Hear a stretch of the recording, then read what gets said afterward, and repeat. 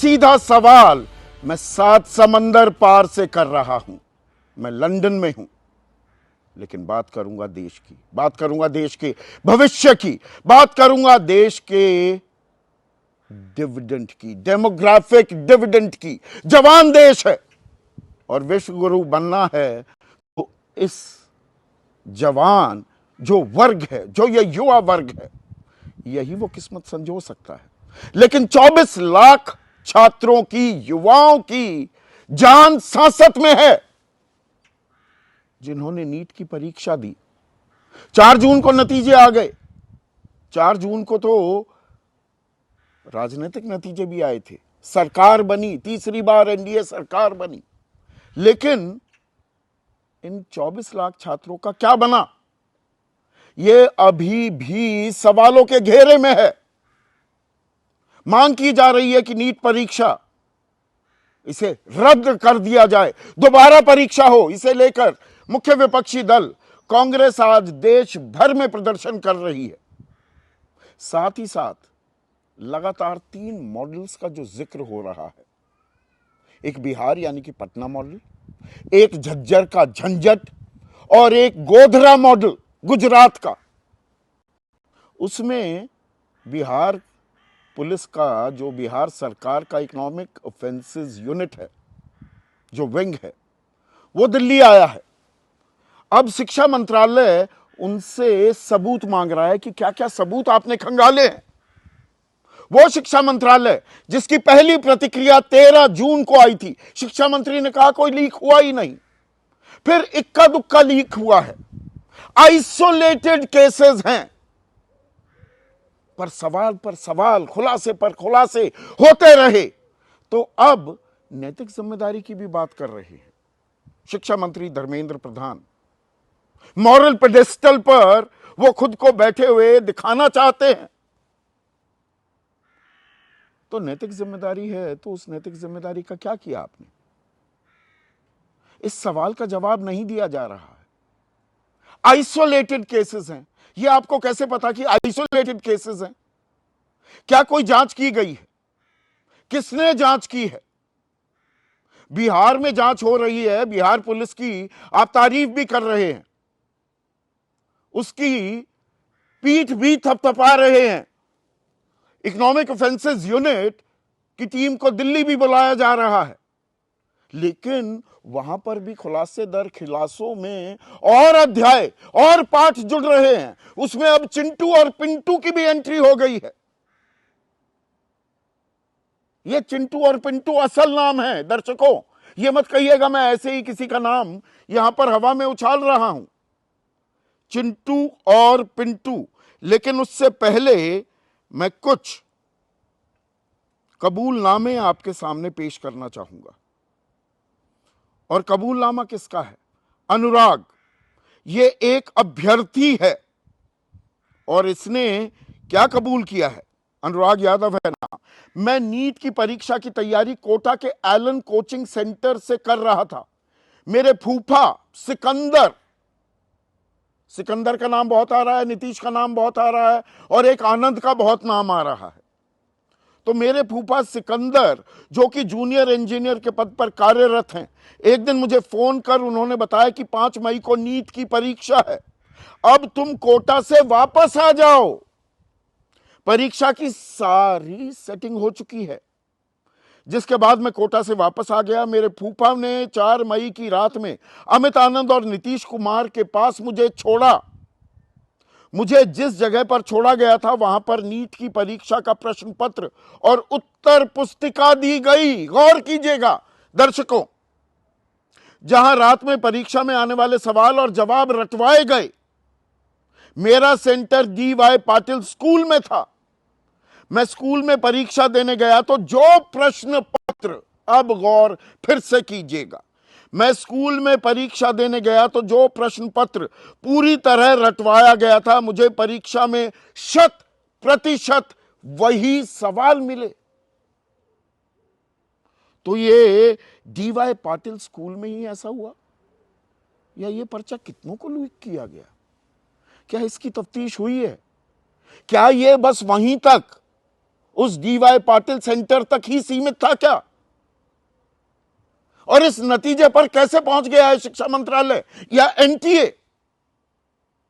पहले प्रश्न पत्र जलाने का उनके आप नंबर्स देख सकते थे, कितने सेंटर्स में उस कोड वाले प्रश्न पत्र गए हैं, इसका तो पता लगाना कोई रॉकेट साइंस नहीं है।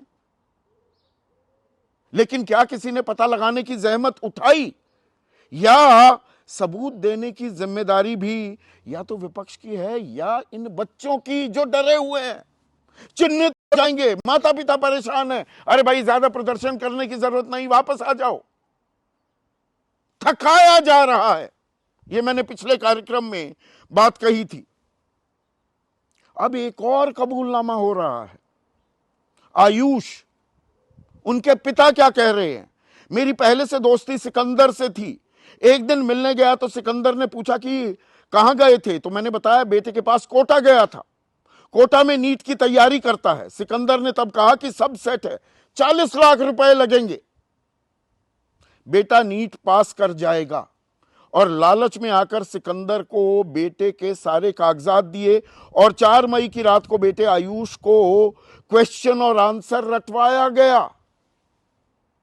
तो आप ये समझ रहे हैं किसी के पास सोने का अंडा देने वाली वो मुर्गी है, 40-40 लाख रुपए में वो अंडे खरीदने को ग्राहक तैयार हैं, वो 4 लोगों को ये प्रश्न पत्र और उत्तर पुस्तिका रटवाएगा।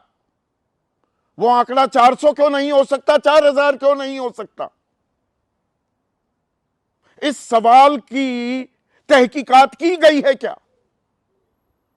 जिस तरह से झज्जर के झंझट की बात करें, वो हरदयाल जो स्कूल है, 6 बच्चे 67 में से 720 में से 720 नंबर उसी स्कूल में लेते हैं, और 2 और बच्चे उनके 718 और 719 नंबर आते हैं, जो मैथमेटिकल इंपॉसिबिलिटी है एनटीए के फॉर्मूले से, जिसके तहत मार्किंग होती है, एक ही स्कूल में हो रहा है। और वहां पर खबरें तो ये आ रही हैं मीडिया के हवाले से कि 2 तरह के प्रश्न पत्र होते हैं। अब दर्शकों एक बात समझिए, 2 सेट ऑफ क्वेश्चंस होते हैं, क्वेश्चन पेपर। एक होता है ओरिजिनल, उसमें देरी फेरी हो जाए, कुछ उसका लीकेज का मामला सामने आ जाए तो एक सेफ्टी के लिए रखा हुआ प्रश्न पत्र होता है। पहला प्रश्न पत्र original state bank of India में रखा गया, दूसरा रखा गया कैनरा बैंक में, लेकिन वहां पर दोनों प्रश्न पत्र बांट दिए गए। फिर जब गड़बड़ सामने आई तो वो स्टेट बैंक ऑफ इंडिया वाले प्रश्न पत्र वापस ले लिए गए और कैनरा बैंक वाला जो प्रश्न पत्र था वो बच्चों के सामने रख दिया गया कि इसे हल कीजिए। पूरे भारत में वो ओरिजिनल प्रश्न पत्र के हिसाब से उत्तर लिखे अभ्यर्थियों ने, झज्जर में जो बैकअप ऑप्शन थी उसके हिसाब से उन्होंने आंसर्स दिए और मार्किंग भी हो गई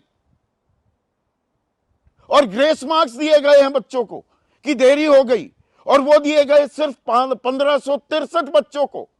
यह आंकड़ा कहां से आ गया? एनटीए कहता है कि भाई जिन्होंने अदालत का दरवाजा खटखटाया, अरे कानून की निगाह में तो सब बराबर होते हैं। या तो यह बता दीजिए कि कितनी जगह देरी से प्रश्न पत्र बांटे गए, समय का तकाजा था। Why only 1563 students only? और यह मजाक दोनों तरफ हो रहा है। जो बच्चे अपनी मेहनत से, दाल में काला है, पूरी दाल भी काली हो सकती है, पर उसका मतलब यह नहीं कि हर बच्चे ने लीक पर्चे का ही इस्तेमाल किया। जो अपनी ईमानदारी से अव्वल आए हैं या वो सरकारी या निजी मेडिकल कॉलेजेस में दाखिला ले सकते हैं, अपने दम पर किया, वो क्यों दोबारा इम्तिहान दे? लेकिन सुप्रीम कोर्ट कहता है 0.001% भी अगर गड़बड़ झाला हुआ है तो पूरी परीक्षा रद्द की जानी चाहिए। AIPMT 2015 में यही हुआ था।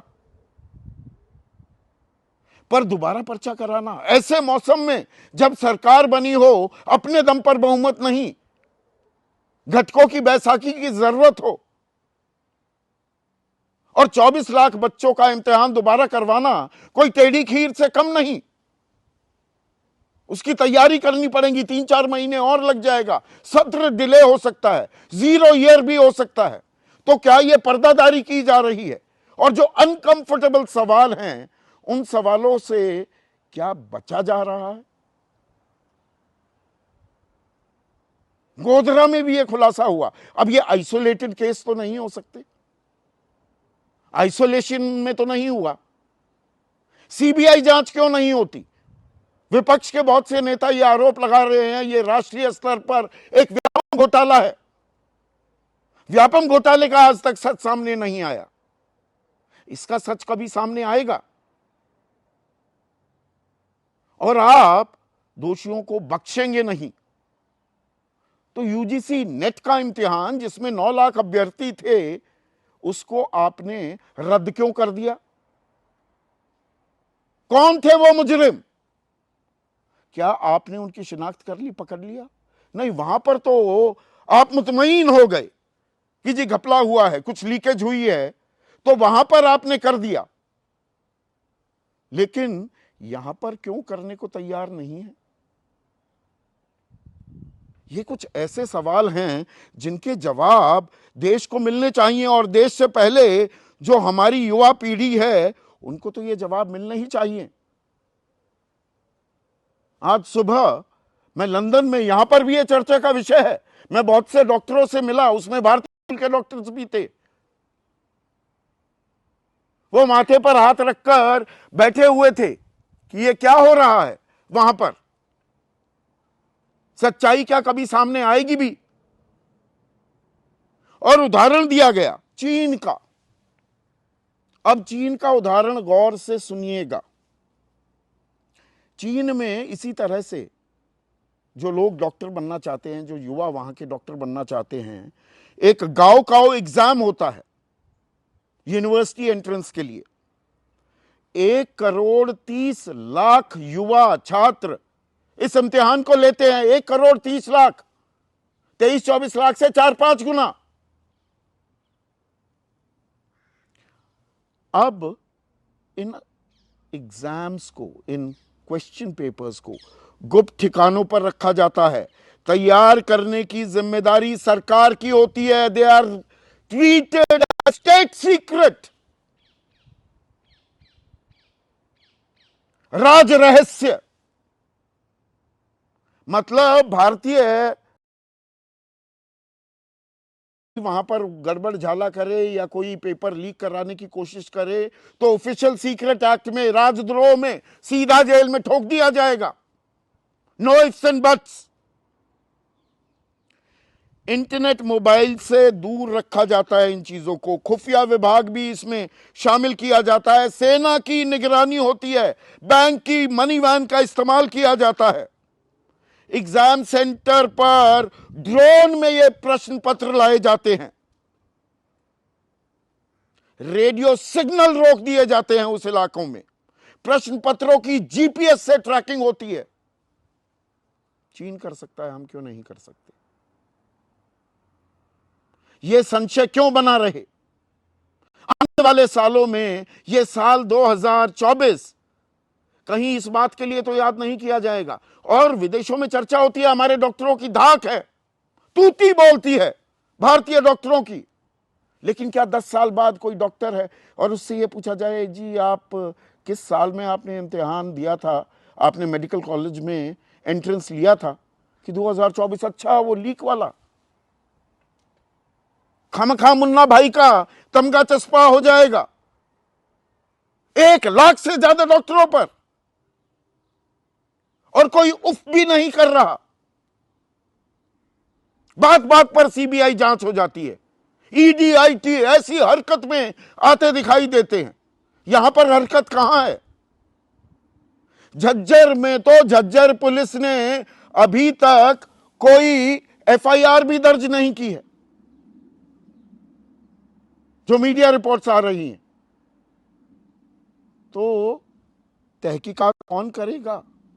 ये अपने आप में एक बड़ा सवाल हो जाता है। और ऐसे में आज का सीधा सवाल, नीट छात्रों का मुकद्दर कब तक खाक करेंगे सिकंदर?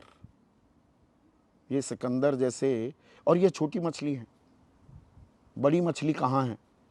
बिहार में अजीबोगरीब काम चल रहा है। सत्ता पक्ष आरोप लगा रहा है कि जी वो पीए प्रीतम वो तेजस्वी का है। तेजस्वी कह रहे हैं कि अरे बी माय गेस्ट, इनसे पूछताछ करिए, कुछ किया है तो जेल में डालिए।